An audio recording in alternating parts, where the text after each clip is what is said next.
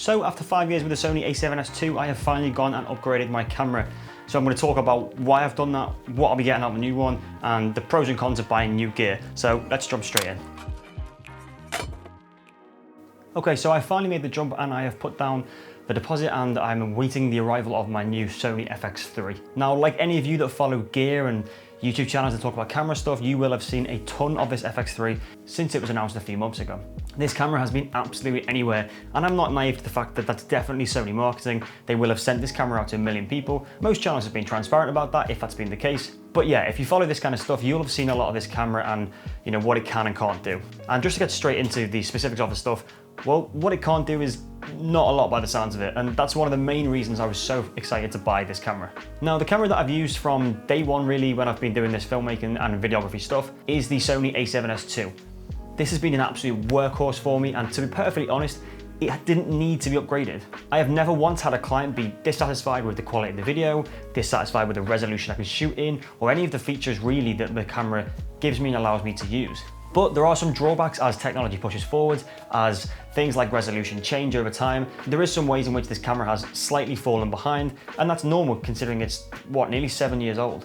This is one of the problems with owning filmmaking gear, is that, technology does change, and like anything else, things naturally get older, new ones come out. It's like having an iPhone or any sort of Android phone. You'll think, oh, this is great, I've got a new iPhone 12, this is a fantastic phone, but 2 years down the line, there will be a better one. And you've always got to be careful not to get too drawn into buying the new one for the sake of it. And to be honest, there has been times in the past where I've considered buying a new camera, but there was never quite the upgrade that I felt was big enough of a jump to kind of warrant spending that money. That was until the back end of last year when they announced the Sony a7S Mark III. Now, really, the a7S III was one of the cameras I'd been waiting for. As someone that has owned and used the a7S II for so long, I kind of knew that the a7S III, unless it was a massive dud and just didn't hit the mark, was likely to be the camera that I needed or that I really wanted and that could take me to the next step with my filmmaking and videography game. So when the time was right to actually start looking at this purchase, the a7S III was the obvious choice. So I sat on that for a while. I was looking at all the reviews. I was watching, Gerald on Dumb, Peter McKinnon, everyone that does reviews on these cameras. And I was very pleased to see that the reviews, for the most part, were fantastic. This is noticeably a massive, massive increase and upgrade in quality on the a7S Mark II, which again, you'd expect with that kind of time in between. It's sort of been talk of the town in the camera community for a couple of years now.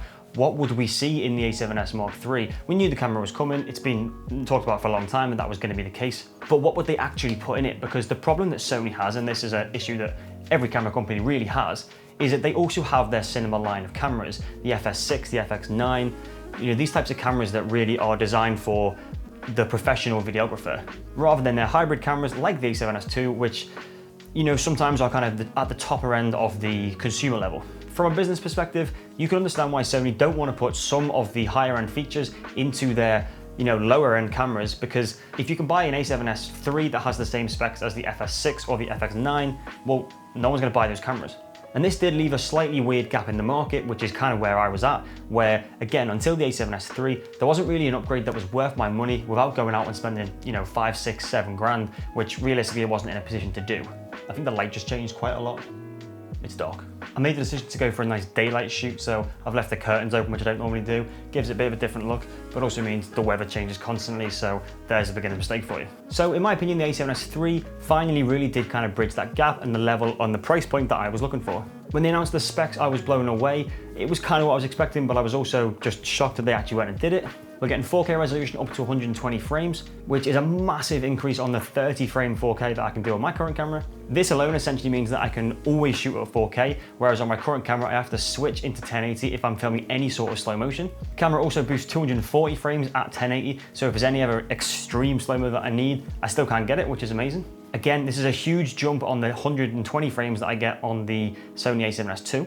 A really important one for me that's gotten more and more important over the years as well has been the 10-bit 422 color that you can now record internally. Now, admittedly, being someone that is at least partially colorblind, color grading is a bit of a mixed bag for me. It's not something that I tend to overdo. It's not something that I get really creative with. I'm tending to color correct and make sure that my colors are, as accurate as I can get them and that look right, rather than being creative with the process. However, shooting in 8-bit on the a7S II, I realized and learned over the years that I was very, very limited to what you can do.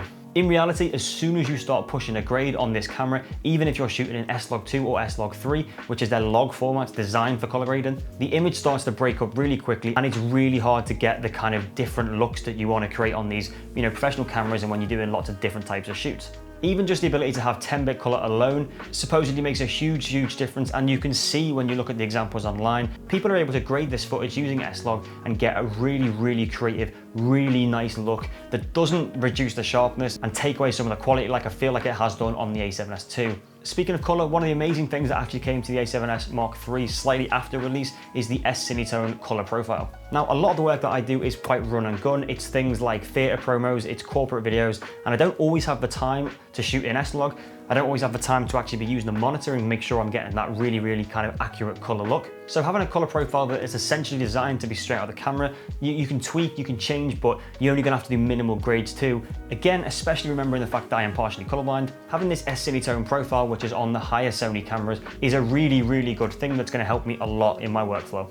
Now, the photography side of the cameras haven't really changed that much, apart from the autofocus, which reminds me, autofocus. So the autofocus on my camera is lacking. It exists and it works well to averagely, depending on what lens I'm on. On the Sony lenses, it's really quite good. On any other lenses or any kind of older lenses, it starts to fall apart and really not be that usable. Again, this is just where the science was at the time. 7 years ago, autofocus was not what it is now at all on any camera really. But as the market has improved and as different cameras have come out with much better systems, mine really does feel like it's lacking in that department right now. Again, being a run and gun videographer a lot of the time, autofocus is actually really important for me. I understand it's not for everyone. I understand it's not for all types of filmmakers. If you're shooting narrative film, you might never use autofocus and you might just not see it as important in the camera. But when I look at some of the competitors at this market level, like for example the Blackmagic cameras, personally, not having autofocus would be a massive issue that I would have to combat and really kind of work hard to get past on shoots. So for me, the upgrade to autofocus, which by the way, from what I've seen online, is incredible. It's a massive improvement. It's laser sharp. You can track on people's eyes and then they can walk all around the frame, and with the correct lens, it seems like it really holds them. Again, Gerald Undone and Philip Bloom have done extensive videos on this and it really is impressive. I'm very excited to try it out. I'm very excited to see just how far I can push this autofocus system and really what I can creatively manage to do with it. Being a one-man band, as I often am on my shoots, the thing is autofocus is just so important and actually just really helps me achieve that professional look still. When you think of professional video, you tend to think of a out of focus background and kind of focus pulls and things like that. Well, if your autofocus system is good enough, you can do them even if it's the camera doing it for you. For example, if I step out the shot now, I would hope that the camera has focused on the background. I know this is quite wide, so it might not be that distinct, but again, that can be used really creatively on shoots. So you can have someone come into frame and then drop out of frame, revealing what's behind them, etc. That's something I do a lot, and it's something I will be able to do a lot faster, a lot easier, and a lot more accurately with a better autofocus system. One of the other things that the A7S II has really fallen behind on is the in-body stabilization. So my current camera does have it, it is built in, but it's really quite weak and it really doesn't really make that much difference when you're shooting. Now you do notice it and it's a lot better than not having it at all. For example, I recently worked with some Nikon photography cameras and not having any camera stabilization at all, especially not even having it in the lenses, it was super noticeable, and for me it made handheld shooting impossible. It's something I'll go into more detail in a different video, but camera shake is a really fine line and something you have to get right in my opinion. It's one of the reasons that I've shot so much on my gimbal over the years. Camera movement and a handheld style is absolutely fine. Micro jitter and shake is not. They are two different things and you do have to be aware that they're two different things. If you want a handheld style on a camera that doesn't have stabilization, you need to be using a shoulder rig, you need to be using the top handle, and you still might want to be throwing it through some sort of post-stabilization. Now with the A7S III, this has gotten a lot more easy as their in-body stabilization has improved tenfold since my camera. They now have various different options for it. You can have active stabilization, which crops in a little bit, but is incredible and really works well. I think there's a few different modes as well. And most importantly, the camera is now recording the gyroscopic data, which you can then put through a free Sony software that completely smooths out your footage. I've seen this be done online and the results are incredible. Literally someone's walking with the camera handheld, put it through the software, it comes out like buttery smooth as if it was almost on a gimbal. So again, it's just kind of taken away some of the problems that we have as one-man band shooters or as any type of video shooter, and allowing us to be really creative without having to worry about things like micro jitter or shake. So you might have realized that I've been talking about the Sony A7S III, even though I've said I'm buying a Sony FX3. Well, that is because in reality, they are the exact same camera in a different body. But before that sounds like a negative thing, that's absolutely fine. The only real difference between the Sony a7S III and the FX3 is the way it's built, the way it's housed, and a slight different focus towards video or photography. The a7S III is a hybrid camera. It still has all of the photo functions, it's got the wheel on top, it's got the viewfinder importantly, and it's really a camera you can still use for both. Now, when I was looking at the options between the two, and there's a million videos already comparing the two, it really hit me that I don't really take very many photos. I sometimes take my camera out as a hobby. I do sometimes take photography on my jobs, but to be honest, I'm barely ever using the electronic viewfinder, and a lot of the features in the camera that are designed or tailored more towards photography, I never really use. So for me, it made sense to go for the FX3, which again is the exact same camera internally, but is built and designed slightly more with a video focus. So we lose the viewfinder, which I never use, but we gain a detachable top handle, which goes right on top of the camera and has multiple XLR inputs. Now personally, this was the game changer and the reason I went for this camera over the a7S, as the ability to actually record and monitor audio on the fly is something you cannot do on the a7S, unless you buy the top adapter, but then you spend a lot more money anyway.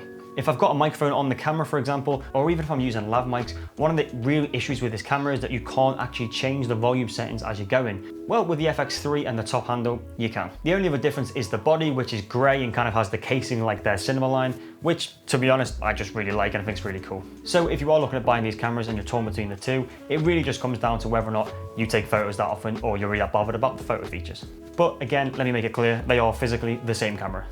So that was a quick rundown on why I'm buying a Sony FX3, what I'm excited for, and kind of the reasons I am making this upgrade. As you might be able to tell, I absolutely love talking about gear. It's something that I follow a lot of, and I watch a lot of stuff online about this kind of thing. I'm really excited to get my hands on the FX3. I've not actually used one yet, although I'm very confident as it's so similar to my camera, what it's going to be like. So check back on the channel in the next few weeks. Hopefully I'll have it. Hopefully I'll have some test footage out and I'll be able to really talk through, what it is I'm doing with the camera, what it is that's so much better about it than my current one, and what it allows me to do going forward. So keep an eye out for that one, and I will see you guys later.